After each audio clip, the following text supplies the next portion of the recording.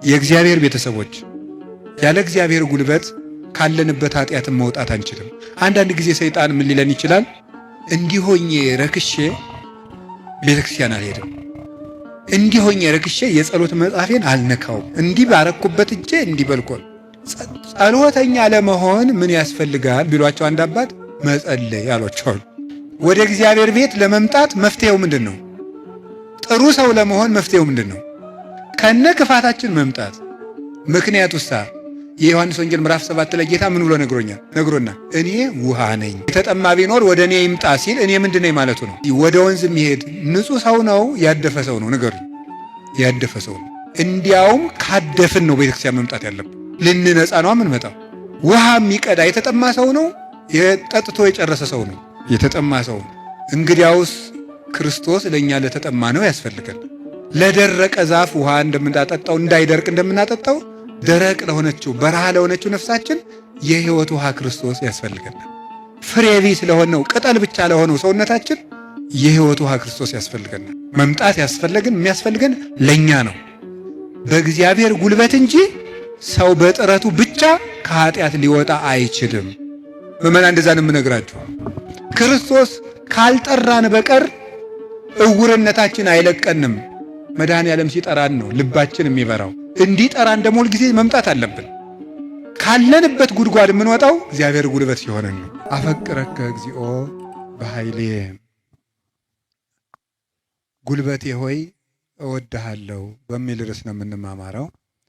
የቅዱስ ዳዊት መዝሙር 17 ቁጥር 1 ላይ የምናገኘው ኃይለ ቃል ነው። እስኪ ሁላችሁም አቤቱ ጉልበቴ ሆይ እወድሃለሁ በሉ። ደግማችሁ በሉ። አቤቱ ጉልበቴ ሆይ እወድሃለሁ በሉ። ሶስተኛ አቤቱ ጉልበቴ ሆይ እወድሃለሁ። እሺ፣ መዝሙር 17 ቁጥር 1 ላይ ቅዱስ ዳዊት የተናገረው ኃይለ ቃል ነው። ሁላችሁም እንደምታውቁት ቅዱስ ዳዊት ጠላቶቹ ሁሉ ተሸንፈውለት እረፍት ካገኘ በኋላ የዘመረው መዝሙር ነው ይባላል። መዝሙር 17 ጠላቶቹ ሁሉ አርፈውለት የዘመረው መዝሙር ነው ይላል። በእኛም ላይ የሚነሳብንን ነገር ሁሉ እግዚአብሔር ያሳርፍልን፣ እረፍት ይስጠን መድኃኔዓለም። ስለዚህ ምን አለ? አቤቱ ጉልበቴ ሆይ ተናገሩ እንጂ በሉ። ሁላችሁ እኔን መሰላችሁ እንዴ? እግዚአብሔርን እኮ ነው በሉ። እሺ፣ አቤቱ ጉልበቴ ሆይ በሉ። እሺ፣ ማን ነው እንደዛ የሚለው? እግዚአብሔርን። በጣም የሚያስደንቅ ነገር ነው። እኔ እንግዲህ 3-4 ነጥቦችን ልንገራችሁ። እግዚአብሔር ለምንድን ነው ጉልበት የሚባለው የሚለውን ለምነግራችሁ። አፈቅረክ እግዚኦ በኃይሌ፣ ኃይልን ስላደረክልኝ አመሰግንሃለሁ ነው የሚለው። ኃይልን ስላደረክልኝ አመሰግንሃለሁ። ግዕዙ እንደዛ ብሎ ይፈታዋል። አንድምታችን አንድም ስላደረክልኝ ኃይል አመሰግንሃለሁ፣ አንድም ኃይልን የምታደርግልኝ ነህና አመሰግንሃለሁ። ያለፈውንም የሚመጣውንም እስካሁን ኃይልን ስላደረክልኝ አመሰግንሃለሁ፣ ነገም ኃይልን ስለምታደርግልኝ ቀድሜ አመሰግንሃለሁ። ሲናገር እግዚአብሔር ኃይልየ ወፀወንየ ወመድኃኒየ፣ እግዚአብሔር ኃይልየ፣ እግዚአብሔር መጠጊያዬ፣ እግዚአብሔር መድኃኒቴ ነው ይላል። እግዚአብሔር ኃይሌ ነው፣ እግዚአብሔር መጠጊያዬ አምባዬ ነው፣ እግዚአብሔር መድኃኒቴ ነው። ሊቃውንት ሲፈቱት እግዚአብሔር ብዋጋ ማሸነፊያዬ ጋሻዬ፣ ብሸሽ መጠጊያዬ ነው ይላል። ሰልፍ በመጣ ጊዜ ድል የምነሳበት እሱ ነው፣ በሸሸው ጊዜ የማመልጥበት መጠጊያ እሱ ነው፣ የሚያድነኝም እሱ ነው የሚለውን ሊቃውንት ሲተረጉሙት የማያድን አምባ አለና ይላሉ። የማያድን አምባ አለና እግዚአብሔር ግን የሚያድን አምባ ነው ይላል። ብዙ ሰዎች የተጠጉበት አምባ ሁሉ አላዳናቸውም። አይታችሁ እንደሆነ ማለት ነው። እየሰማችሁ ነው? አዎ፣ የተጠጉበት አምባ ሁሉ አላዳናቸውም። እንዲያው ብዙ ሰዎችን ሰው ሲያሰቃዩ የነበሩ ነገስታትን ሁሉ አንዳንድ ጊዜ ነገስታትን፣ ኃያላን ሰዎች፣ ንፉግ ባለጸጎች እነዚያን ሁሉ ታሪክ እንደው ቁጭ ብዬ ሳስበው ብዙዎቹ ያ ነገራቸው እንዳጠፋቸው ነው የምታዩት። ጉድጓድ ውስጥ ከተማ ሰርተው የሚኖሩትን ሁሉ መርምሮ አውጥቶ አንጠልጥለው የሚገል ጥሎባቸዋል። ሁሉንም ማለት ነው። የማያድን አምባ አለና 100 ኪሎ ሜትር የምድር ውስጥ ከተማ ቢሰራ አንድ ሰው አይድንም። እግዚአብሔር ፊት ከሆነ ግን መሃል ላይ እዚህ መሃል ከተማ ላይ ምንም አይሆንም። በህዝብ መሃል ተሰውሮ ምንም አይሆንም። ዛሬ አቡነ ገብረ መንፈስ ቅዱስ ናቸው እንደምታውቁት። አቡነ ገብረ መንፈስ ቅዱስን አንዱ መነኩሴ ሂድና ጾም እንዲህ ያለ ቤተክርስቲያን ቅዳሴ ቀድሰን አሉት። አይ እንዴት አድርጎ ይሆናል? መነኩሴው በአብይ ጾም ከተማ ለከተማ እየዞረ ይሉኛል አሉ። ምዕመናን ከባዶች ናቸው እኮ ለማማት አይደለም። እኔ ግን ምዕመናን አንድ ነገር መናገር እፈልጋለሁ። እሱ ምንድን ነው? እኔ አሁን እግዚአብሔር ጸሎታችን አልሰማን ያለ የሚመስለን በካህናት ላይ ያላችሁ እምነት እየቀነሰ ስለመጣ ነው። እውነት ነው፣ እኛ ኃጢአት እንሰራለን። ግን ኃጢአታችን ለራሳችን ትታችሁት እናንተ በእግዚአብሔር ብታምኑ ትጠቀሙ ነበር። ግን ነውር ለቃሚ ሆናችኋል። ከዚያ የተነሳ አትጠቀሙ። እኔ አሁን ሰሞኑን አይቻለሁ። የሄድኩበት ሀገር ገብቶ ይቀድሳል፣ ቀድሶ ሲወጣ ሲጋራ እያጨሰን የሚሄድ ቄሱ። አሁን የኢትዮጵያ ካህናት ይሄን ብታየው አትሰቅሉንም? መሀል ከተማ ላይ ጳጳስ ሲያጨስን አይቻለሁ። ጳጳስ እያጨሰ ምን ትላላችሁ? እስቲ አሁን ጳጳሱ ሲጋራ እያጨሰ ቡል። እኔ ጳጳሳት ያጭሱ የሚለዋች አልናገሩም፣ እነሱም አይሰሙኝም ብል ራሱ እነሱም አይሰሙም። የእኛ ጳጳሳት እኔ አያደርጉም፣ አይሰሙም። ግን ማለት የፈለግኩት ሲጋራውን ቡል እያደረገ መጥተው እጁን ሳም አድርገው ይሄዳሉ ምዕመናን። እኔ ባይኔ እኮ ነው ያየሁት። ትናንት ራሱ አይቻለሁ። ዛሬ ጠዋት ነው የገባሁት። እነሱ እንደዛ ነው የሚያደርጉት። እግዚአብሔር ጋር እንጂ ሰው ነውር ላይ አይደለም የሚንጠለጠሉት። ጉልበታችን መምጣት ያለበት ወደ እግዚአብሔር እንድንጠቀም መጠጊያ ማድረግ ያለብን እግዚአብሔርን ነው። የዘመን ጉዳይ እንጂ ማንም ሰው ከእግዚአብሔር ተለይቶ የተጠጋበት አምባ ሁሉ አይረባውም፣ አይጠቅመውም። ከእግዚአብሔር የተጠጋ ግን ይኸው ኤልዛቤልን ታውቋታላችሁ አይደለም? ናቡቴን እንደዚህ አድርጋ አስገድላ፣ እሷ ግን በግንብ የተሰራ ምርጥ ቤት በዘመኑ ድንጋይ ተወርሮ የማይፈነቅለው ቤት በሙሉ ሰርታ፣ ሰረገላ የማይገባበት ቤት ፈርሳ፣ በጦር የማይወጋ ቤት ሰርታ፣ ይገርማችኋል፣ ገለው አውጥተው በመስኮት ነው እንደውም ጎትተው የጣሏት። ደሟንም ውሻ ነው የላሰው። መጽሐፍ ቅዱስ ይናገራል። ይሄ የሚያድን አምባ እግዚአብሔር ነው። የሀብት አምባም አያድንም፣ የዘመድ አምባም አያድንም፣ የጦር የሰረገላ አምባም አያድንም። አንድ ሰው ብዙ ቀን ክፉ ነገር አልደረሰበትም ማለት መጨረሻው ያምራል ማለት አይደለም። ጽዋው ሞልቶ እስኪፈስ እግዚአብሔር ሊታገስ ይችላል። ትዕግስቱን የፈጸመለትና ሰው በቸርነቱ መጠቅመጥ ያቃተውለት ግን የፍርዱን ጽዋ ይቀዳዋል። የሚያድን አምባ እግዚአብሔር አምባዬ ነው፣ ተጠግቼ የማርፍበት የሚያድን አምባዬ እግዚአብሔር። ዘመድም ስልጣንም ወገንም የጓደኛ ብዛትም መሳሪያም አያድንም። የሚያድነው እግዚአብሔር ነው። ለዚህ ነው ኃይሌ ወፀወኔ ብሎ ወመድኃኔ የጨመረበት። የሚያድን አምባዬ አምላኬ ረዳኤ ወቱ የከልቦቱ፣ ፈጣሪ እውነተኛ ረዳቴ ነውና እታመንበታለሁ። እውነተኛ ረዳቴ ነው ብሏል። እውነተኛ ረዳቴ ነው ሲል እውነተኛ ረዳት ማለት ምን ማለት ነው? እውነተኛ ረዳት ለምሳሌ አሁን ሰው እንጀራ አብልቶ እያበላ ብር ሰጥቶ ብር የሰጠውን ሰውዬ ቪዲዮ ይቀርጻል። ልብስ አልብሶ ቪዲዮ ይቀርጻል። አሁን ደግሞ በእነዚያ ሰዎች ላይም አትፍረዱ። እንደዚህ ስላችሁ አንድ ሰውዬ ነበር ቅዱስ ዮሐንስ አፈወርቅን ሄዶ እንዲህ አለው፣ መምህር ሆይ ምጽዋት መመጽወት እወዳለሁ፣ ስመመጸውት ደግሞ ስመሰገን ደስ ይለኛል። ስለዚህ ውዳሴ ከንቱ ካለበት ጽድቁ አይጠቅመኝም ማለት ነው። ምጽዋቱን ልተወው ትላለህ ወይስ እንዴት ታላድርግ አለው። ተወው አለው። አይ ምጽዋቱን ተወው ካልከኝ ማን ነው ውዳሴ ከንቱን ተወው ካልከኝ ምጽዋቱን ምተዋለሁ አለው። በል እንግዲህ ከነ ውዳሴ ከንቱ መጹት አለው። ምክንያቱም ሰው አዝመራ ዘርቶ ምንም ባይጠብቀው ለእሸት ያህል ጥቂት አያጣም። አንተም ከነ ውዳሴ ከንቱ ስጥ ዝም ብለህ እግዚአብሔር በረዴቱ ዋጋ አይነሳህም አለ። ስለዚህ እገሌ መመስገን ፈልጓል አትበሉ። ይፈልግ፣ እኛ ምን አገባን? ይፈልግ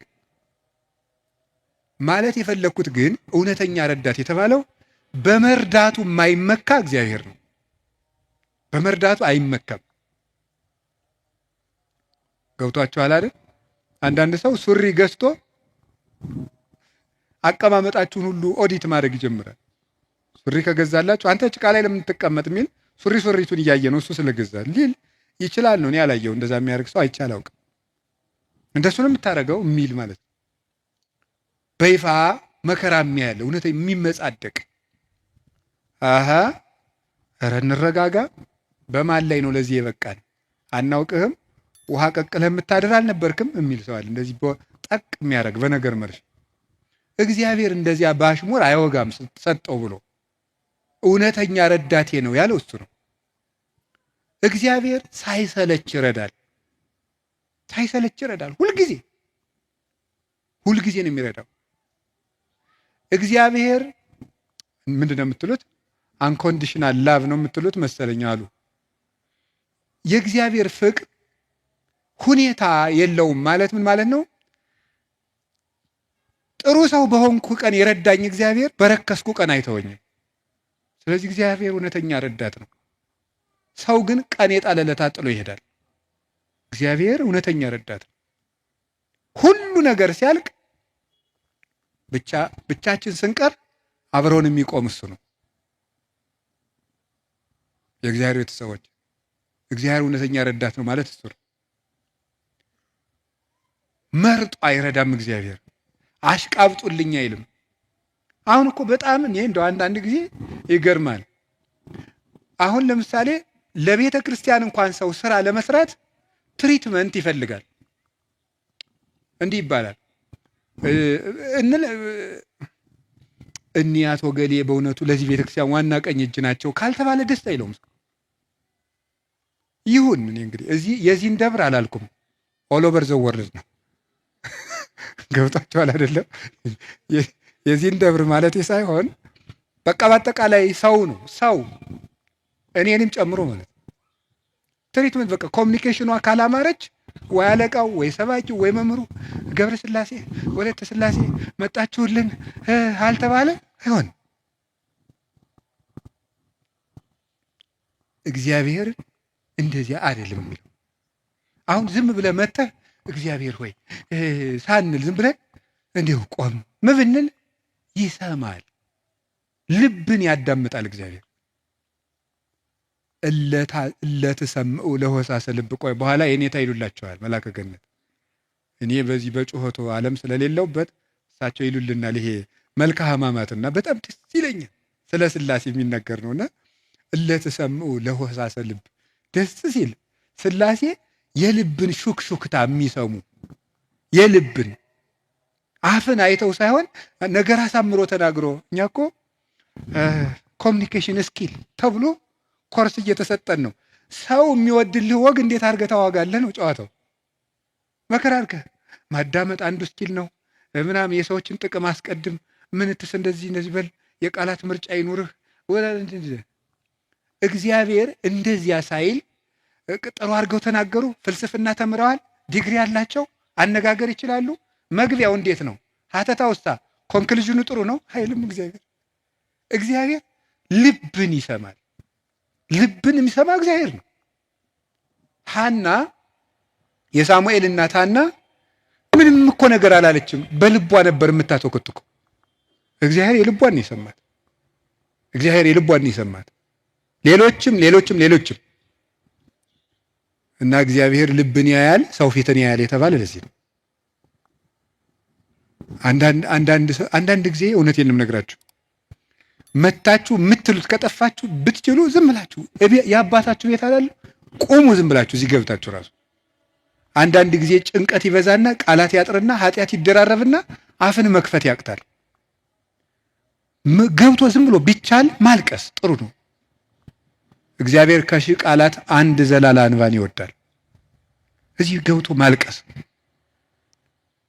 እና እግዚአብሔር እውነተኛ ረዳቴ ነው። ወረት የሌለው ትናንት ረድቶ ዛሬ ችል የማይል አፍ ላይ የሌለው በሌላ ፍቅር የማይወሰድ ወዳጅ የማይለውጥ ስንለወጥ የማይለወጥ አባት እግዚአብሔር ነው። ደግሞ የማይደክመው የማይሰለች ለሁሉም የሚበቃ አባት እግዚአብሔር ነው። እኔ ለምሳሌ አሁን እንዳንድ የቤተ ክርስቲያን መነኩሴ አሁን ለምሳሌ 3 ሰዎች ሊያነጋግሩ ቢፈልጉ 3 ሰዎች እንዳነጋገርኩ መሽቷል ደህና ደሩ ቤቴ። እግዚአብሔር ይህን ሁሉ ሰው በአንድ ጊዜ ይሰማል። አዲያ እውነተኛ ረዳት አይደለም ነው። አንድን የቤተ ክርስቲያን አባት በጣም ትልቅ ሰው ቢሆን ሁልጊዜ ከሌሊቱ 6 ሰዓት ብትደውሉበት አንተ ስራ የለህም፣ ስራ አትይዝም፣ በዚህ ሰዓት ይደወላል ሊሉ አይችሉም? ይላሉ። እግዚአብሔር መንፈቀ ሌሊት ብንጠራው አለ። እግዚአብሔር ሊነጋ ሲል ብንጠራው አለ። እግዚአብሔር የትም ሆነን ብንጠራው አለ። ገደል ውስጥ ብንጠራው አለ። የረከሰ ቤት ውስጥ ሆነን ብንሰራው ምንድነው ሌሊት በምንጣፌ ላይ ሳለው ነፍሴ የወደደችውን ፈለግኩት ይላል መኃልየ ሰሎሞን ላይ። እና ይሄን ምንጣፍ የሚለውን ሊቃውንት ተርጉሙ ይላሉ በኃጢአት አልጋ ውስጥ ተዘፍቄ ሳለው ፈጣሪዬን አሰብኩት። ውድቀት ውስጥ ሆነን ብንጠራው እግዚአብሔር ይሰማል። እግዚአብሔር እውነተኛ ረዳቴ ነው ያለው ለዚህ ነው። ምእመኔ ወቀርነ ሕይወቴ፣ የምታምንበት የሕይወቴ መመከቻ ቀንድ እግዚአብሔር ነው። ሶበ ጽዋይ ክወለ እግዚአብሔር እድህንም ጸሬ፣ ፈጣሪ እግዚአብሔርን በጠራሁት ጊዜ ከጠላቶች እድናለሁ። ይህንን ይዞ ሰሎሞን የእግዚአብሔር ስም የጸና ግንብ ነው ይላል። መጠጊያ የእግዚአብሔር ስም ነው። የእግዚአብሔር ስም ሲጠራ እግዚአብሔር የሚል ስም ሲጠራ ምድርና ሰማያት ይደነግጣሉ። ኢየሱስ የሚል ስም ሲጠራ ምድርና ሰማያት ይደነግጣሉ። ፊልጵስዩስ ምዕራፍ 2 ላይ አለላችሁ ከመለስሙ ለእግዚእነ ኢየሱስ ክርስቶስ ይስግድ ኩሉ ብርክ ዘውስተ ሰማይ ወዘውስተ ምድር ወዘበታሕት ያለ ምድር። ለኢየሱስ ክርስቶስ ስም በሰማይና በምድር ከሰማይ በላይና ከምድር በታች ያለ ጉልበት ሁሉ ሊንበረከክ ይገባል። ለአንድ መነኩሴ ገዳም ሲገባ ከሚሰጠው ትምህርት አንዱ የኢየሱስ ክርስቶስን ስም መላልሰ መጥራትን አታቋርጥ ነው የሚባለው። የኢየሱስ ክርስቶስን ስም ኢየሱስ ክርስቶስ ጌታዬ ኢየሱስ ክርስቶስ ወይ ማረኝ ብዙ ቀን እናገራለሁ። እንዲህ ኢየሱስ ክርስቶስ የሚለው ስም ዝም ብሎ የሚቀር ስም አይደለም። ዲያብሎስ የሚፈራው ኢየሱስ የሚለውን ገና ሳይጨርሰው ቅዱስ እንጦንስ ነበር የከበቡት አጋንንት የተበተኑት። በገድለ ቅዱስ እንጦንስ እንደተጻፈ ክርስቶስ ኢየሱስ አማኑኤል እግዚአብሔር ብሎ መጥራት ዝም ብሎ አይደለም። በፍቅር ጥሩት፣ ጉልበት ይሆናቸዋል። ስለዚህ ጉልበቴ ሆይ እወድሃለሁ ያለው ከዚህ የተነሳ ነው። የእግዚአብሔርን ስም በጠራሁት ጊዜ ከጠላቶች እድናለሁ። ፈሪ አትሁኑ፣ ጠንቋይ አትፍሩ። ውሸታም ነው ጠንቋይ፣ አትፍሩ። ምናልባት እደግምባችኋለሁ ምናምን ቢል ምንም አትፍሩ። አሁን ይሄ ድሮማ ምን ያደርገ ይሄ ጠንቋዩ ሁሉ ጨው በቂጣ ቅቤና በርበሬ አንድ ላይ ሆኖ በገጠር በነገራችሁ ላይ ጨው የሚባል በርበሬ ነው እና በጣም ይገርማል። እና በጨው እንጀራ በላው ካልክ ሳልት አይደለም እንትን ነው በርበሬ ነው። እና በጨውና በቅቤ የተቀብቶ ቂጣ ያንን ያዞሩና አጋንንቱ ምናምን ብለው ደጋሞ ቱቱቱ ብለው መንገድ ላይ በቃ እያማተበ መብላት ቄስ ተማሪ ተመስገን እያለ በስመ አብ ወወልድ ወመንፈስ ቅዱስ ግጥም አድርጎ የሰይጣን እንጀራ የለውም። ማን አባቱ ነው ለሰይጣን እንጀራ የሰጠው? ይክርፋት አምዳ ምንም የለውም ማምላክን። ሰይጣን ደግሞ የት አባቱ ነው እንጀራ ያለው? ደግሞ እሱ መቼ የቆፈረውን መቼ የፈጠረውን እንጀራ ነው። እንጀራን ለሰይጣን አትስጡ፣ ምንም ለምንም አትስጡ። አትደንግጡ። በእስራኤል ላይ ጥንቆላ በያዕቆብ ላይ ሟርት አይሰራም አይደለም ነው የእግዚአብሔር መጽሐፍ። እንደዚህ ነው የእግዚአብሔር ስም የጸና ግንብ ነው። እኔ ሁልጊዜ እናገራለሁ፣ የካህናት ስልጠና ስሰጥም እናገራለሁ። ምናልባት ድግምት የሚችል ሰው ካለ ጀግና እለዋለሁ፣ ይድገምብኝ ብዬ አውቃለሁ። አሁንም ይቻላል። እንደ ወንድ የሆነ ጀግና በዓለም አለ የተባለ ጠንቋይ ይድገምብኝ ብዬ አውቃለሁ። ይኸው አሁንም የምትሰሙ ካላችሁ ድገሙብኝ። እኔ በጌታችን በመድኃኒታችን በኢየሱስ ክርስቶስ ስም ፍጹም አምናለሁ። ምግባሬ ከሰው ድሃ ልሆን እችላለሁ። በክርስቶስ ስም ግን ቀልድ የለም። ስሙን በስመ አብ ወወልድ ወመንፈስ ቅዱስ በጠራሁት ጊዜ ውዬ ባድር አንዳች እንደማይዞረኝ አምናለሁ። እውነቴን ልነግራችሁ። አሁን እኔ ሰው በጫማ ይደገምበታል በምናምን ይችላል። እኔ ጫማዬን ትቼው ነው የምመጣው፣ ውጭ ትቼው ነው የምገባ። መድገም ይቻላል። 4 ነጥብ። ምንም አልሆነም። እናቱ ድንግል ማርያም ለእኔ መጠጊያዬ ናት። በእናትነቷ ምንም ቢሆን ከእሷ አቅፍ እጠጋለሁ። እንደዛ ከሆነ ደግሞ ምንም ሊሆን አልችልም። ስለዚህ አባ ጊዮርጊስ የተናገረው ሁልጊዜ የምወደው ቃል አለኝ። ለመኮነ ሰማይ መድሄ ወምድርኒ ማይረጸ እመተጣበቁ ለሐሪጾቴ ምንተ እንከ ይረስዩኒ ለማ አንቲ ምስሌ። ሰማይ መጅ ምድር ወፍጮ ሆነው አጣብቀው ቢፈጩኝ አንቺ ከኔ ጋር ከሆንሽ ምን እሆናለሁ? ኦግዝቴ ቅድስት ድንግል ማርያም ዘበብራይስጢ ማርያም፣ በብራይስጢ ማርያም የምትባይ እመቤቴ ቅድስት ድንግል ማርያም ሆይ ለመወልድኪ አፍቀረኒ መኑ ይጸልአኒ። ልጅሽ ከወደደኝ ማን ይጠላኛል? ፀሐይ ይሴብሐኒ ወወርኅ ይባርከኒ ወከዋክብት ይቀድሱኒ። ልጅሽ ከወደደኝ ፀሐይ ይዘምርልኛል፣ ጨረቃም ያመሰግነኛል፣ ከዋክብት ይዘምሩልኛል።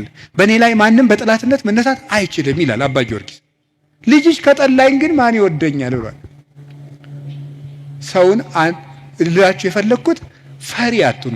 ጠንቋዩን ይሄ ምናምናም ውሸታውን እንደዚህ የሚለውን አትስሙት። እደግምባለሁ። ማንም ድሪቶ የፈለገውን ቢያይ ፈሪ አትሆኑ።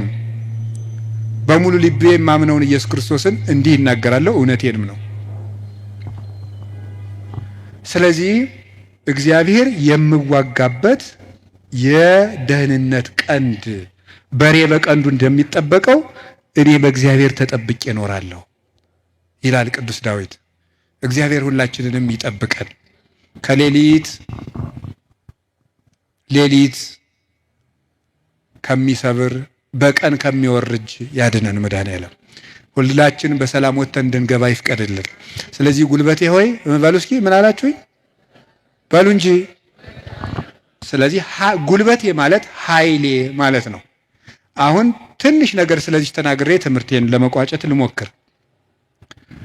ኃይል፣ በዚህ ዓለም ላይ ኃይል የሚባሉ ብዙ ነገሮች አሉ። የኤሌክትሪክ ኃይል አለ፣ የፊዚክስ ኃይል አለ፣ ሌላም ብዙ ኃይል አለ። እነዚያን ኃይሎች እዛው ትቻቸው፣ ግን በዚህ ደግሞ በማህበራዊ ኃይል በሚባለው ደግሞ ጥሩ ኃይሎች አሉ። እነሱ ኃይሎች ሶሻል ፓወርስ የሚባሉት እዛ ውስጥ ምን አለ? ለምሳሌ የመጀመሪያው እና አንዱ ኃይል የሚባለው የሞራል ፓወር የሚባል አለ። ሞራል ፓወር ማለት የስነ ምግባር ኃይል ማለት ነው። የስነ ምግባር ኃይል የሚባለው ሁለት ይከፈላል። የመጀመሪያው አርአያነት ይባላል። አርአያነት ብዙ ከሚናገር አንድ ድርጊት ያለው ሰው ዓለምን ይመልሳል። እንግዲህ በዚህ በፔዳጎጂ ትምህርት አዲስ አበባ ዩኒቨርሲቲ ያሳተመው አንድ መጽሐፍ ላይ እኔም አንብቤያለሁ። ሰዎች በመማር ማስተማር ሂደት ውስጥ መጀመሪያ የሚያስታውሱት ያዩትን ነው። መጀመሪያ ያዩትን ነው። መስማት መጨረሻ ላይ ነው። ወይም በተግባር አራቱን ባስቀምጠላችሁ ሰው የሚያስታውሰው መጀመሪያ ያደረገውን ነው፣ ቀጥሎ የተናገረውን ነው፣ ሶስተኛ ያየውን ነው፣ አራተኛ የመጨረሻ ደረጃ የሚወጣው ሰው የሚያስታውሰው የሰማውን ነው። ከዝቅተኛ ወደ ከፍተኛ በወስዳችሁ ደግሞ ሰው የሚያስታውሰው የሰማው ነው። በዝቅተኛ ደረጃ የሚያስታውሰው የሰማውን ነው። ቀጥሎ ከሰማው ይልቅ ያየውን አይረሳም። ካየው ይልቅ የተናገረውን አይረሳም። ከተናገረው ይልቅ ያደረገውን አይረሳም የሰው ልጅ። ስለዚህ ሰውን ብዙ ከምትነግረው አሳየውን። አርአያነት ገዢ ነው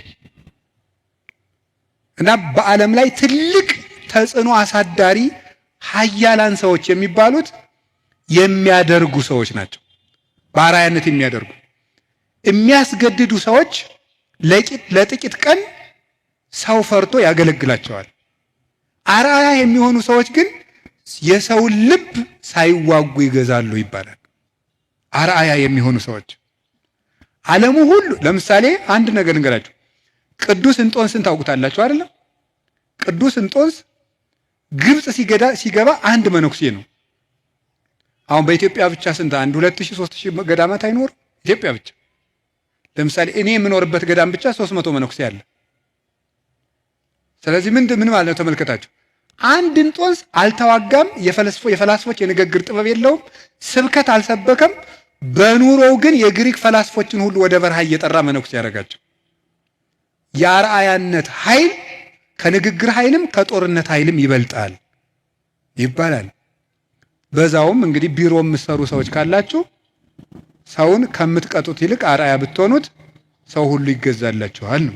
ሰዓት የማታከብሪ ወዮልሽ፣ ሰዓት የማታከብር ወዮልህ ከማለት እርስዎ ሰዓት ቢያከብሩ ሰው ሁሉ ሰዓት ያከብራል እንደ ማለት ያለ ነው። አንድ ሁለተኛ ደግሞ ሪኒዋል ፓወር የሚባለው የመታደስ ኃይል ነው፣ ወይም የንስሐ ኃይል ነው። ኃይል የሚባለው ንስሐ ገብቶ የመለወጥ ኃይል። ከክፋት የተመለሱ ሰዎች በዓለም ላይ ተጽዕኖ የማሳደር ኃይል አላቸው። ለምሳሌ ቅዱስ ጳውሎስ ምንድን ነው የሚለው? ዘአነ ቀዳሚሆሙ ለኃጥአን አይደል የሚለው? እኔ መጀመሪያቸው የምሆን ኃጥአንን ከኔ ጀምሮ የእግዚአብሔር ፈቃድ ለሰዎች ሁሉ እንዲድኑ ነው ነበር ያለው። ስለዚህ ንስሐ የገቡ ሰዎች በዓለም ላይ ተጽዕኖ ይፈጥራሉ። ቅዱስ ጳውሎስ የመጀመሪያው፣ ቅዱስ ጴጥሮስ፣ ማርያም ግብፃዊት፣ ሙሴ ጸሊም የግብፅ ገዳማትን በሙሉ መዓዛው በሙሉ ያወዳት። ቅዱስ ዳዊት የንስሐ ሰው ነው። ሰሎሞን የንስሐ ሰው ነው።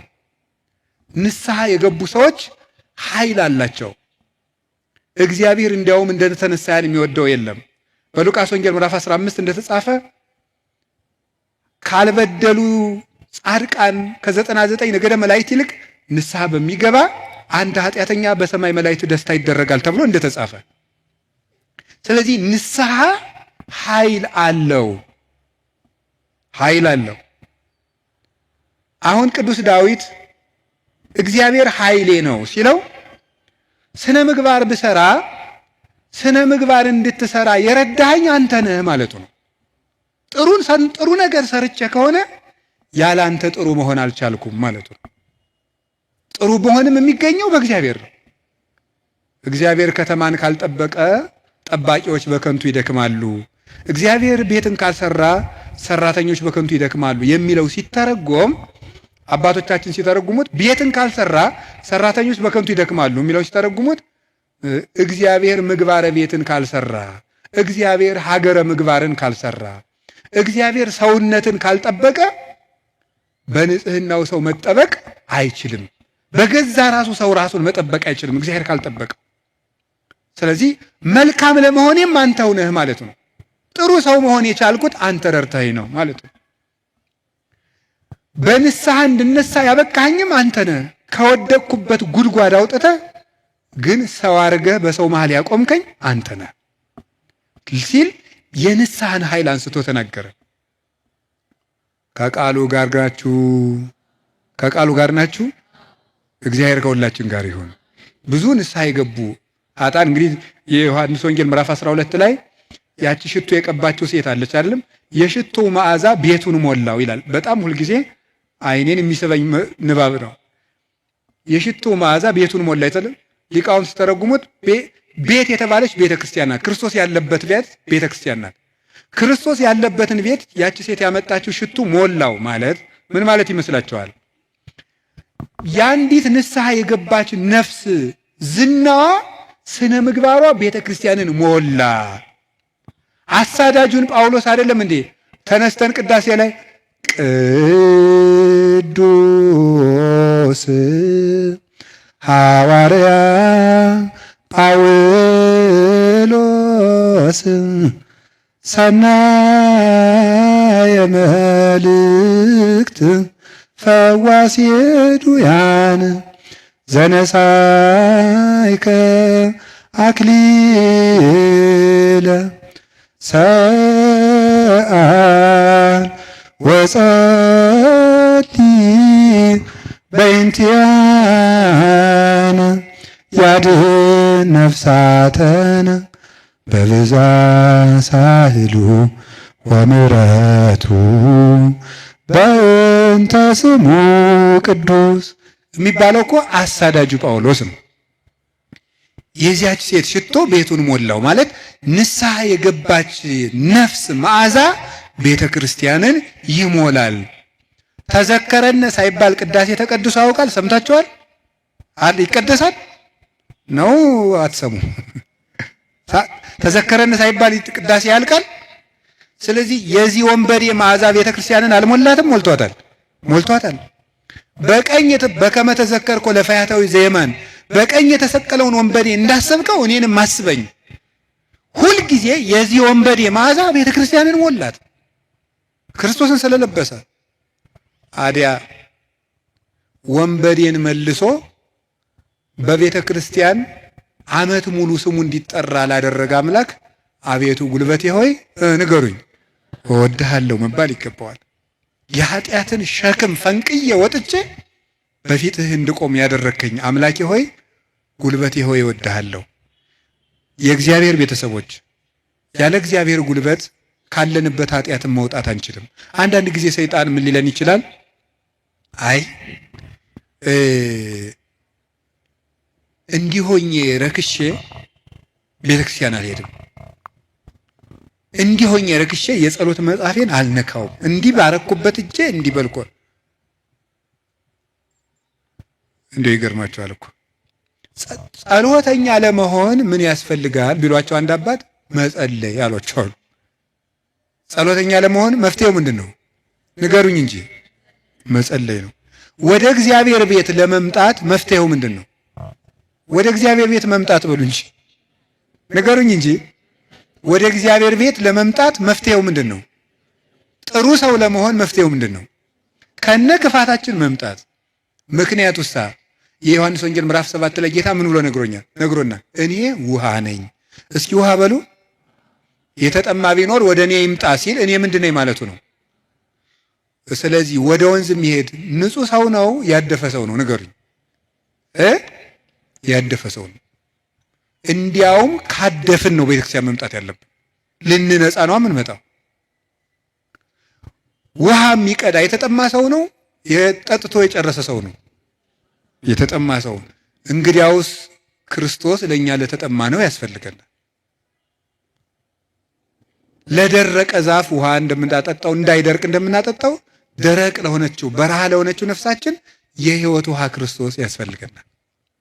ፍሬ ቢስ ለሆነው ቅጠል ብቻ ለሆነው ሰውነታችን የሕይወት ውሃ ክርስቶስ ያስፈልገናል። መምጣት የሚያስፈልገን ለኛ ነው።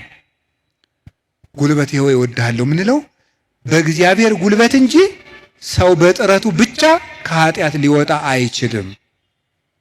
ምዕመናን እንደዛ ነው የምነግራችሁ። ክርስቶስ ካልጠራን በቀር እውርነታችን አይለቀንም። ማርያም መግደላዊት እኮ ጥርጥሩ እንደያዛት እንደው አትክልተኞች ወስደውት ይሆን እያለች በኋላዋ ማርያም ብሎ ድምፁን ሲያሰማት ነው ፊቷ የበራላት። መድኃኔዓለም ሲጠራን ነው ልባችን የሚበራው። እንዲጠራን ደግሞ ሁልጊዜ መምጣት አለብን። እሱ ጉልበት ሲወጣን ነው የሚወጣው። ቅዱስ ጴጥሮስ ወደ ውሃው ሲሰጥም አቤቱ እንዳልሰጥም አድነኝ አለው። ጌታ እጁን ሲልክለት ምዝዝ ብሎ ወጣ። ካለንበት ጉድጓድ የምንወጣው እግዚአብሔር ጉልበት ሲሆነን ነው። ጉልበቴ ሆይ እወድሃለሁ የምንለው ከዚህ የተነሳ ነው። የእውቀት ኃይል የሚባል አለ። እስቲ የእውቀት ኃይል በሉ ንገሩኝ እንጂ። ስለዚህ ቅድስና ለሰሩት ለእነ አቡነ ገብረ መንፈስ ቅዱስ ጉልበታቸው ማን ነው? ንገሩኝ እንጂ። አቤት አቡነ ገብረ መንፈስ ቅዱስ 562 ዓመት ምግብ ሳይበሉ ኑረዋል። ውሃ ሳይጠጡ ኑረዋል። እግዚአብሔር አስችሏቸው ነው። ምንም ሳይበድሉ እንደ መልአክ ንጹሕ አእምሮ ነበራቸው እሳቸው። ስለዚህ ምን ብለው ይዘምራሉ? አቤቱ ጉልበቴ ሆይ። ደግሞ እኔና እናንተን የመሰሉ ሀጣንም ደግሞ አሉ። ማርያም ግብፃዊት አለች። ኢየሩሳሌም ስትሄድ በግብፅ አመንዝራ ኢየሩሳሌም ስትሄድ ደግሞ የምታመነዝርባቸው ወንዶች ልታገኝ ነው ሄደችው። ሰዎች ኢየሩሳሌም ሊሳለሙ ሲሄዱ መርከቡ ውስጥ መሳፈሪያ ሳንቲም አልያዝኩም፣ ክፈይ፣ አልከፍልም፣ እኔ ከፍላለሁ እንዴ፣ ከፈለክ ከኔ ጋር ተኛ እያለች ሰውነቷን ለመርከብ ዋጋ የምትሸጥ ሰው ነበረች። እሷ ሰው ሁሉ ወደ መቅደሱ ሲገባ ደጅ ላይ ያለ ስዕል ግን እሷን ይገፋት ጀመር በኃይል። ቆማ ስታለቅስ የእመቤታችን ስዕል አየቻት። ወደ መሐሪው ልጅሽ ንገሪልኝ አለች። ከዚያ በኋላ እንድትገባ ተፈቀደላት። ወደ ዮርዳኖስ ማዶ ሂጂ፣ በዚያም ለነፍስሽ ረፍት ታገኛለሽ። ሄደች። ቤተ መቅደስ ውስጥ ቤተክርስቲያን ለመግባት ቅጥሩን ለመግባት ጉልበት ያልነበራት ግብፃዊቷ ዘማዊቷ ማርያም ክርስቶስ በምሕረት እጁ ከነካት በኋላ ግን ምን ሆነ? ቅዱስ ዞሲማስ ሲሄድ ከመሬት አንድ ክንድ ቆማ ስትጸልይ ነው ያገኛል። እንደዚች ያለችው ሀጣንም አቤቱ ጉልበቴ ሆይ እወድሃለሁ። አገርን ከማሸነፍ ልማድን ማሸነፍ ይበልጣል። ክፋትን ቆርጦ መጣል ከባድ ነው። ሰንሰለትስ ወይ ቆርጠው ይጥሉታል፣ ወይ ፈልቅቀው ይጥሉታል፣ ወይም ደግሞ ያሰሩ ሰዎች ተመልሰው በሌላ ቀን ይፈቱታል። የኃጢአት ሰንሰለትን ግን እግዚአብሔር ካረዳን መፍታት አይቻልም። እና ለዚህ ነው ቅዱስ ዳዊት ጉልበቴ ሆይ እወድሃለሁ ያለው። ለንስሐም ጉልበታችን እግዚአብሔር ነው፣ ለንጽህናም ጉልበታችን እግዚአብሔር ነው፣ ለእውቀትም ጉልበት እግዚአብሔር ነው። የእውቀት ኃይል የሚባለው እሱ ነው። እውቀት ባዶውን ሲነገር ኃይል የለውም። አንዳንድ ጊዜ ይህንን እኔም አስባለሁ። እውነት ለመናገር መቼስ ተያይዘን ከምንጠፋ አንዳችን ተናጋሪ አንዳችን ሰሚያን እንተጋገዝ ተብሎ ነው እንጂ እውነት ለመናገር እኔን የመሰለ ሰው እዚህ ቁሞ መስበክ አልነበረበትም። መስበክ ያለባቸው እንደነ ቅዱስ ዮሐንስ አፈወርቅ ያሉ ቅዱሳን መምህራን ነበሩ። ፍጹም አባት ነበር መስበክ የነበረበት። ቅዱስ ባስልዮስ ዘቂሳርያ ሲያስተምር ከአንደበቱ የሚወጣው የእግዚአብሔር ቃል እንደ እሳት ላንቃ እየተቆረጠ በምዕመናን ትከሻ ላይ ሲያርፍ ይታይ ነበር ይላል። ቃሉ ከመነገሩ የሰሚዎቹ መለወጥ ይቀድማል። ይሄ የእውቀት ኃይል ነው። እውቀት ኃይል የሚያገኘው አብዝተው ስላጠኑት ብቻ ሳይሆን እግዚአብሔር አብሮ ሲቆም ነው። እና እውነቴን ልንገራችሁ፣ አብዝታችሁ ጸልዩልን፣ ቆመን እንዳናበላሽ እንዳንጠፋም የምንናገረው ኃይልም እየመጣ በእናንተ ላይ እንዲለውጥ ብቻችን እንዳንቆም እግዚአብሔር አብሮን እንዲቆም የእውቀት ኃይል የሚባለው እሱ ነው። ቅዱስ ጎርጎሪዎስ ዘኑሲስ የኑሲሱ ጳጳስ ጎርጎሪዎስ ሀገረ ስብከት ላይ ሲመደብ ጥቂት ክርስቲያኖችና ብዙ እምነት የሌላቸው ነው የነበሩት። እሱ ካስተማረ በኋላ ደግሞ የማያምኑት ቁጥር የቀድሞዎቹ የክርስቲያኖችን ቁጥር አክሎ ክርስቲያኖች ደግሞ የቀድሞዎችን ኢአማንያን ያህል በዝተው ነበር ይባላል። ብቻውን ሙሉ አውሮፓን የለወጠው ኃይለ መንፈስ ቅዱስ ያደረበት ብቻውን አንድ ጳውሎስ ነበር ክርስቲያን ያደረገው መጀመሪያ። ለዚህ ነበር የመንፈስ ቅዱስን ኃይል በመግለጥ እንጂ በቃላት ማባበል አላስተማርኳችሁም ይላል ቅዱስ ጳውሎስ። ጆሮአችሁ ይሰማል? የመንፈስ ቅዱስን ኃይል በመግለጥ እንጂ በቃላት ማባበል አላስተማርኳችሁም ያለ ቅዱስ ጳውሎስ ለዚህ ነው። በእግዚአብሔር ኃይል መጣው እንጂ ቃላትን በማሳመር አልመጣሁም የሚለው ለዚህ ነው። ኃይለ እግዚአብሔር ለእውቀት ያስፈልገዋል። ብቻቸውን ሀገር የሆኑ ሰዎች አሉ፣ ከእውቀታቸው ላይ እግዚአብሔር ቆሞበት። ቅዱስ ዮሐንስ አፈወርቅ ብቻውን ቁስጥንጥንያ ውስጥ የሚያበራው ምሰሶ፣ ቅዱስ ያሬድ ኢትዮጵያዊው ብቻውን የቤተ ክርስቲያን ትጥቅ ሆኖ በየማህሌቱ ብቻውን ቆሞ የኖረው ዕውቀቱ ውስጥ ኃይል ነበረ። አንቀጸ ብርሃንን እኮ አክሱም ጽዮን ውስጥ ገብቶ ሲጸልይ ቅዱስ ያሬድ ከመሬት አንድ ክንድ አፈፍ ብሎ ቆሞ ነበር። የዚህ ምሰሶ የዚህ ብርሃን የቅዱስ ያሬድ ብርሃን በማህሌቱ ይኸው 1418 ዓመታትን እዚህ ያለውን በዚህ ቤተክርስቲያን ውስጥ የእውቀት ኃይል የተጫነው ዕውቀት፣ ነጠላ ያልሆነ ዕውቀት፣ ብልጣብልጥነት የሌለው ዕውቀት። መማር ማለት ስማርት ቲንኪንግ አይደለም። መማር ማለት ሰው መሆን ነው። ሰው እንድንሆን ጸልዩልኝ። ሁላችንም እግዚአብሔር ሰው ያድርገን እና እንደ ቅዱስ ጳውሎስ ያሉት ብቻቸውን ቆመው ቤተ ክርስቲያን የሆኑት መምህራን አቤቱ ጉልበቴ ሆይ እወድሃለሁ ቢሉት የተገባ ነው። ሌላው የመከራ ኃይል አለ። እስቲ የመከራ ኃይል በሉ። ስንት ኃይል ነገርኳችሁ? ምንድን? አይ ተመስገን እንደው በሉ። እሺ የሥነ ምግባር ኃይል በሉ። ሌላስ? የእውቀት ኃይል። ሌላስ? አቤት የመከራ ኃይል። እሺ የሥነ ምግባር ኃይል። ከዚያ በፊት ምን ብያችሁ ነበር? የአርአያነት ኃይል የሚባለው ይሄ ሞራል የሚባለው እሱ በሁለት ተከፍሎ ስነ ምግባርና አርአያነትና ንስሐ ብለን ከፍለናል። ቀጥሎ የእውቀት ኃይል ብዬ ነገርኳችሁ። ሶስተኛ አሁን የምነግራችሁ ደግሞ የምንድን ነው? የመከራ ኃይል ነው። የመከራ ኃይል የሚባለው ጉልበቴ ሆይ እወድሃለሁ ያለው አሁን ቅዱስ ዳዊት አሸንፏል። ዘመኑን በሙሉ ጠላቶችን አሸንፏል። ያሸነፈ ግን በውጊያ ሳይሆን በምንድን ነው? በመከራ ነው ያሸነፈው። ይገርማቸዋል። በመከራ ማሸነፍ ከዚህ ዓለም ሎጂክ የራቀ ነው። በዚህ ዓለም ለማሸነፍ ፓወር የግድ ያስፈልጋል ነው ቀመሩ። ይሄ ነው።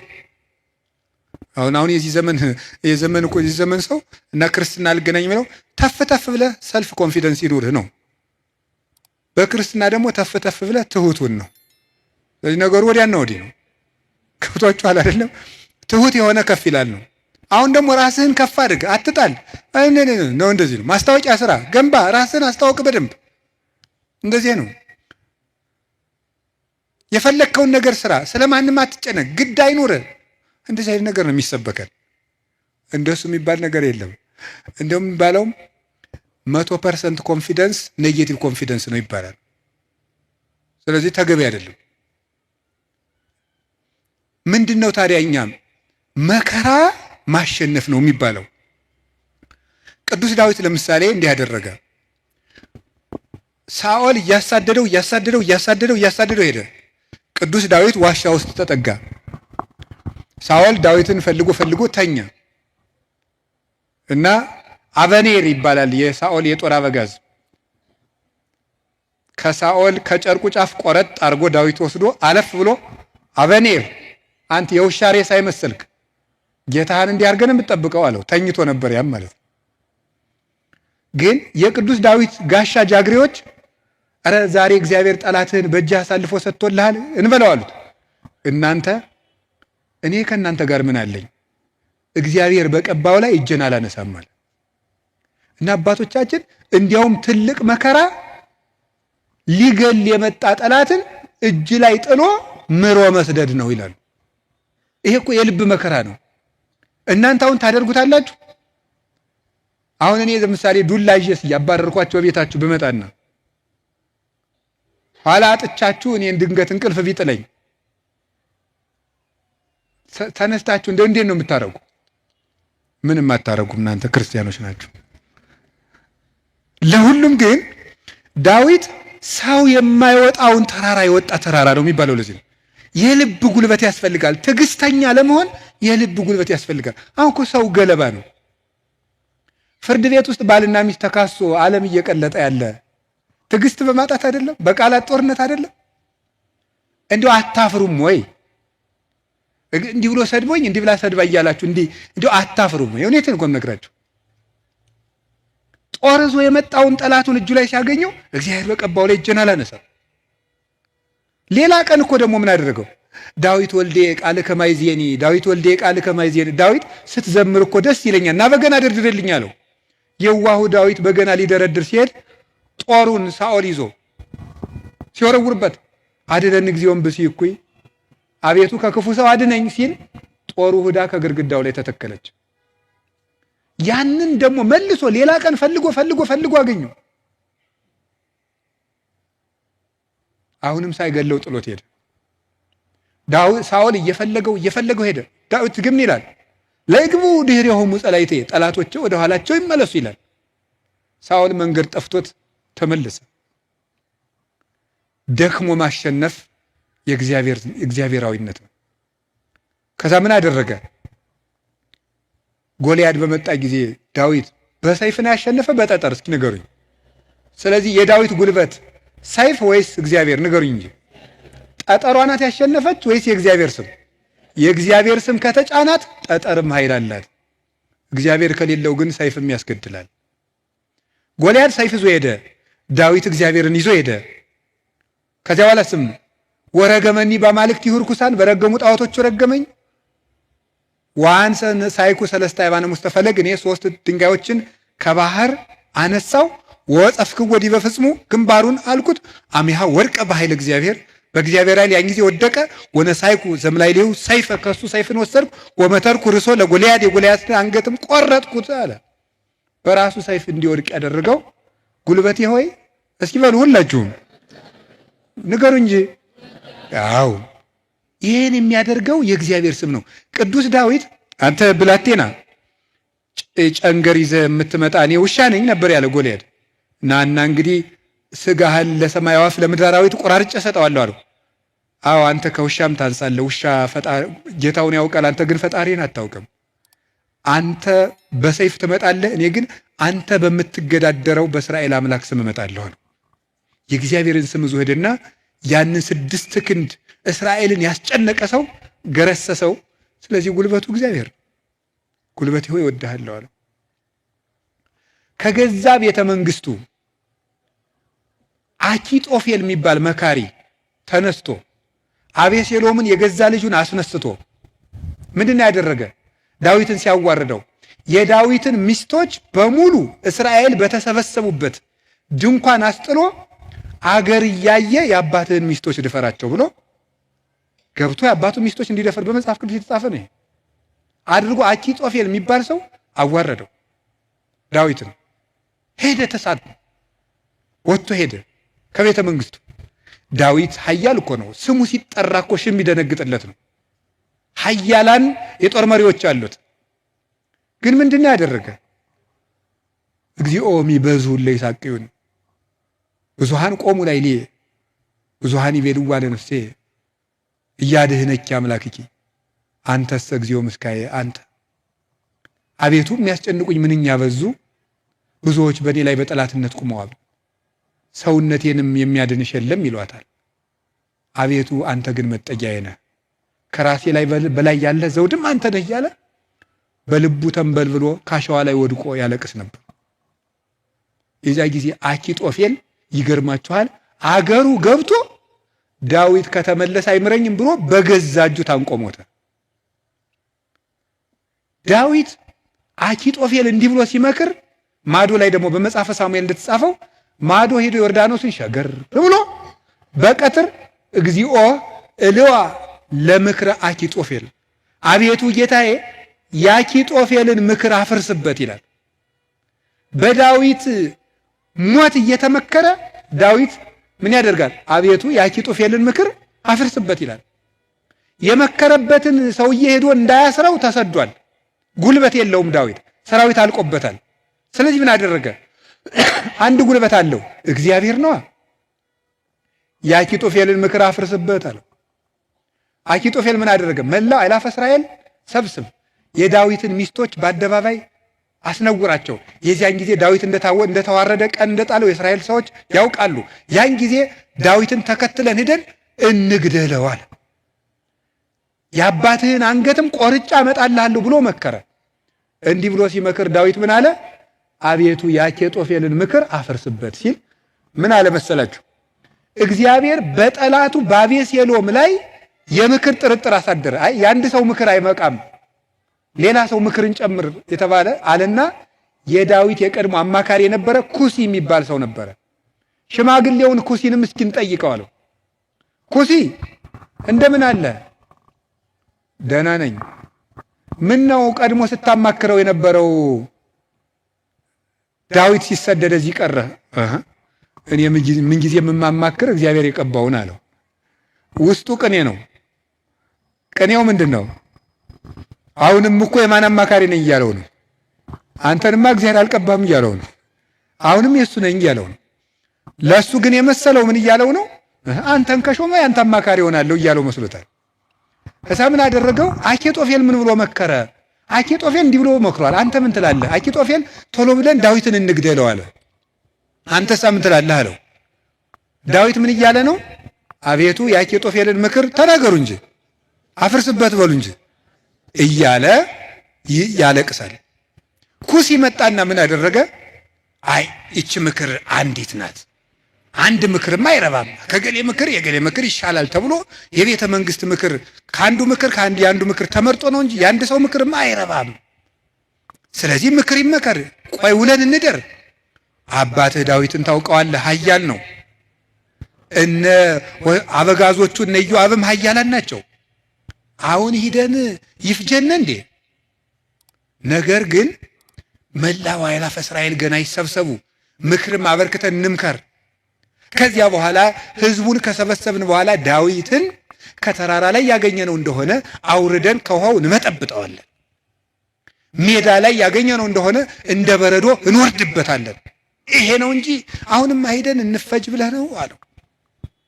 እሺ እንግዲያስ ያንተ ምክር ይሻላል አለው። በጎን ምን አደረገ? ኩሲ ዳዊትን በዚህ ባጠገብ አትደር፣ ዮርዳኖስን ተሻገር፣ ሊገልህ ሊመጣ ነው አለው። ዳዊት ይህን ሰምቶ ተሻግሮ ሄደ። ከዚህ በኋላ ምን አደረገ? ተሻግሮ ከሄደም በኋላ አቤሴሎም እሱ አባቱን ተከትሎ ሊገል በሰረገላ ሆኖ በጫካው ውስጥ እያሰገረ ፈረስ ሲሄድ ፀጉሩን አሳድጎ ስለነበረ ፀጉሩ ከዛፍ ላይ ተንጠለጠለና ሞተ። ዳዊት ግን ፈረስ ላይ አልወጣ፣ ምክር አላማከረ። አቤቱ የአኬጦፌልን ምክር አፍርስበት እንዳለ የክፎችን ምክር አፍርሶ ዳዊትን ስለታደገው አቤቱ ጉልበቴ ሆይ ሙሉት እናንተ እወድሃለሁ ያለው ስለዚህ ነው። እግዚአብሔርን መውደድ እንዲህ ያለ ጉልበት ይሰጣል። ሲሰድበው እንኳን ሳሚ ወልደ ጌራ የሚባል አንተ የውሻ ሬሳ ሳይመሰልክ። መቼም ሰው የዚህ ዘመንም ሰው እንኳን እንደዛ ሳይመስል አይቀርም። አሽቃባጭነት ይበዛዋል። ማለት ምን ማለት ነው? ሁላችሁንም አይደለም፣ እነማንም እንደሆነም አላውቅም። ዞሮ ዞሮ ግን ባለስልጣንን ሲሻር መሳደብ እናውቅበታለን ነው ለማለት የፈለግኩት። ሲሾም ትንፍሽ የለም። ሲሻር ስለ አፄ ኃይለ ሥላሴ ነውር የሚወራው በደርግ ዘመን ነው። ስለ ደርግ ዘመን የሚወራው ቀጥሎ ባለው ነው። ቀጥሎ ስላለው የሚወራው ቀጥሎ ባለው ነው። ነገ ደግሞ የሚወራው ምን እንደሆነ ያላውቅም። ስለዚህ ልላችሁ የፈለግኩት ምንድን ነው? ቀን ሲጥለው ጎበዝ ሰውን የተሾመም ቢሻር ያጣም ቢያገኝ ከእውነት ጋር ቁሙ እንጂ ሰውን ቀንጥሎታል ብላችሁ አትሾም። እንዲሁ ለስጋም ተመልሶ ሊመጣ ይችላል። አጉል ነው፣ ተመልሶ ሊሾም ይችላል። ለነፍስ ግን ሰውን ቀንጥለው ምን ይላል ሰሎሞን? ቀን የሚያመጣውን አታውቅምና በጠላት ውድቀት ደስ አይበልህ ይላል። ስለዚህ ሳሚ የሚባለው አንተ የውሻ ሬሳ የመሰልክ ጭንጋፍ አለው ዳዊትን ያህል ጌታ ያን ከፍ ያለ ሰማይ እነ አቢሳ የሚባለው የእህቱ ልጅ ይሄ የውሻ ሬሳ የመሰለ አንገቱን ልቁረጠው አለ። ተው እግዚአብሔር ሰደበው ብሎት ነው አለ። እግዚአብሔር ሰደበው ብሎት ነው። ይሄ ስድብ የሚያመጣውን ዋጋ አታውቅም አለው። ዳዊትም ጠላቶቹ ሁሉ ጠፍተው መልሰው ዘመኑ ተመልሶለት ቤተ መንግስቱ ገብቶ ፈጣሪውን አገልግሎ ዘመነ ቅዱሳንን ተጉዞ የእግዚአብሔርን እረፍት አረፈ። አቤቱ ጉልበቴ ሆይ እወድሃለሁ ያለው ደካማ እንባው ጦር የተሸከሙ ጠላቶቹን ድል ስነሳችለት ነው። አሁንም ጉልበት እግዚአብሔር ጉልበታችን ነው ማለት ባጭር ቃል ለመጠቅለል አንድ እግዚአብሔር ጉልበታችን ነው ማለት ከኛ ዕውቀት ውጭ የሆነ ነገርን እግዚአብሔር ያደርግልናል። አንድ ከኛ ዕውቀት ውጭ የሆነ ነገር ነው። ለምሳሌ አንድ ሰው ትዝ ይለኛል እናቱ ታመው እንደ የሰማህ እንደሆነ እንዳትቀየመኝ አደራን ጸበል ይጠመቁ ስንለው በጣም የተማረ ሰው ነው። በጣም ቆይ ጸበሉን የውሃው አይነት ከደማቸው ጋር ማች እንደማድረግና ለማድረጉን መመርመር አለብን። ትንሽ ፈገግ ያሰኛል። እና ይሄ ፈጽሞ አሁን አንዳንድም የከተማ እናቶች ሊቃጣቸው ጀምሮ ነበር አሉት። ክርስትና ሲያስነሱ ውሃ በፌርሙዝ አሙቀው አምጥተው በዚህ አጥመቁልኝ። ይሄ ቀልድ ይመስላል በእውነቱ ማለት ነው። እና ቆይ ክርስትና ሲነሳ ልጄን ይበርደዋል ብላችሁ ታስባላችሁ? እናቶች እንደዛ ካሰባችሁ ሞታችኋል በሉት። ሰውም አይደላችሁ። ክርስቶስን እየለበሰ እኮ ነው። እንዴት ይበርደዋል? ሰው ሲጠመቅ ክርስቶስን ነው የሚለብሰው። ገላትያ ምዕራፍ 3 ላይ ያለ የተጠመቃችሁ ሁሉ ክርስቶስን ለብሳችሁታል ማለት ነው። እና አንዳንድ ጊዜ ዕውቀታችን ጣልቃ ይገባና እቺ ዲግሪ ላይ አንዳንድ የተጠራቀመች ነገር ትረብሻለች፣ እምነትን ትረብሻለች። እሱን ተውትና እግዚአብሔር ከዕውቀት በላይ ይሰራል። እስኪ በሉ ሁላችሁ ከምን በላይ ይሰራል? ከዕውቀት በላይ ይሰራል። ከኛ አቅም በላይ ያለው በእግዚአብሔር ይከናወናል። አቤቱ ጉልበት ይወዳለሁ የተባለው እሱ ነው።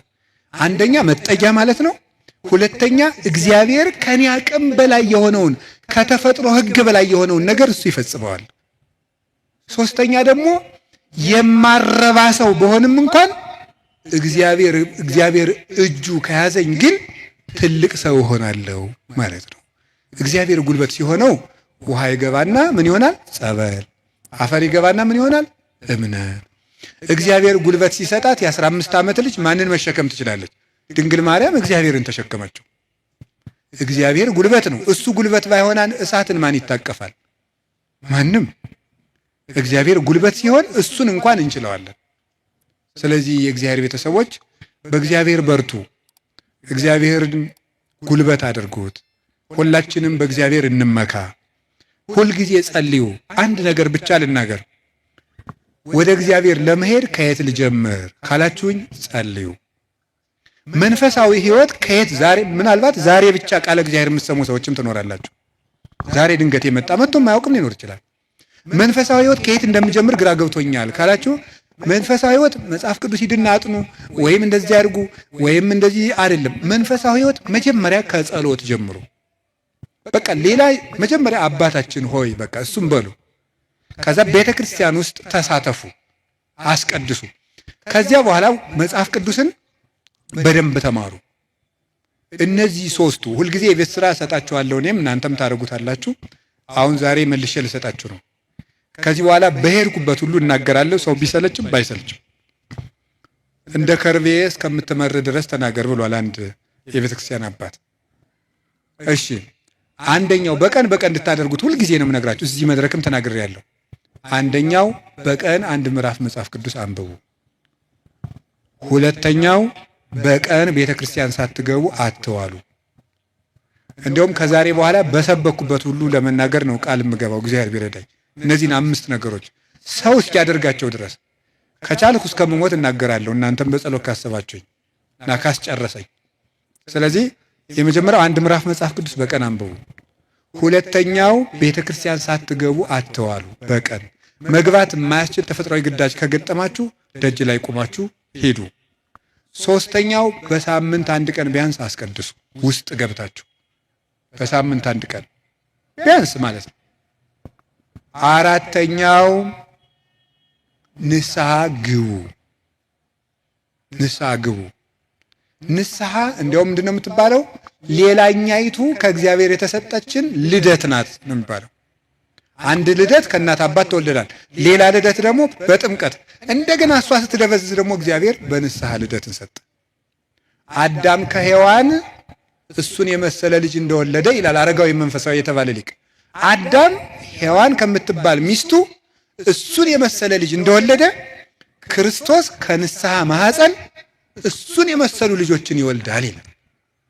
ደስ አይላችሁም?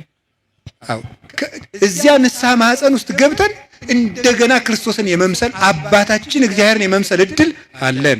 እሱ የመንፈስ ቅዱስ ጉልበት ስለሆነ ነው አቤቱ ጉልበቴ ሆይ እወድሃለሁ እንድንል የፈለግኩት። ንስሐ ግቡ። የመጨረሻው ጸልዩ። ሳትጸልዩ አትብሉ። ሳትጸልዩ እቤት አትውጡ። ብትችሉ ስግደት ስገዱ።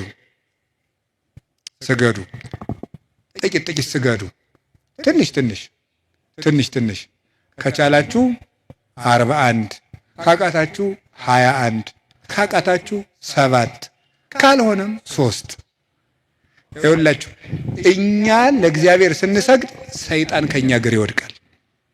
ሰው ለእግዚአብሔር ሲንበረከክ የሚያንበረክኩት ከሱ ስር ይንበረከካሉ። ዳዊት ለእግዚአብሔር ይንበረከካል፣ እግዚአብሔር የዳዊትን ጠላቶች ለዳዊት ያንበረክካል። ቀመሩ ይሄ ነው።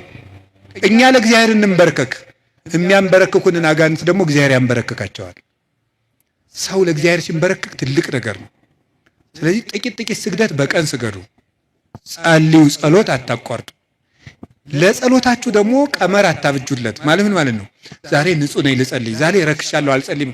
በቃ ሁል ጊዜ ዝም ብላችሁ ጸልዩ። ሁል ጊዜ ጸልዩ። ይህን ያደረግን እንደሆነ እግዚአብሔር ጉልበት ይሆነናል ልላችሁ ፈልጌ ነው። መድኃኔዓለም ለሁላችንም ጉልበት ይሁነን። የትንሣኤውን ብርሃን ለሀገራችን ያብራልን። የጨለመብንን ነገር ሁሉ በትንሣኤው ብርሃን ያርቅልን። ለተጨነቁ ሁሉ መድኃኔዓለም ሰላምን ይስጥልን። አቤቱ ጉልበቴ ሆይ እወድሃለሁ። ወስብሐት ለእግዚአብሔር።